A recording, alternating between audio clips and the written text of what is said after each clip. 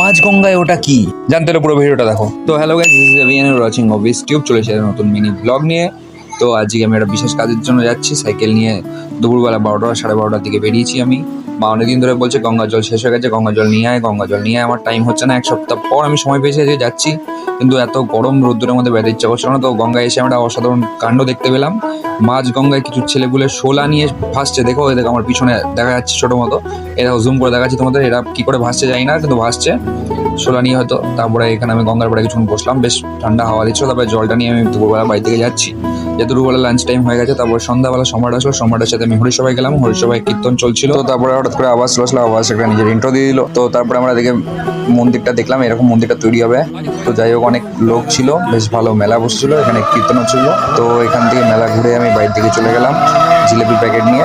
তো রাত্রিবেলা আমি জিলেপি খাই। তোমরা এরকম ইন্টারেস্টিং মিনি ব্লগ দেখার জন্য চ্যানেলটা সাবস্ক্রাইব করে দাও। ততক্ষণের জন্য টাটা।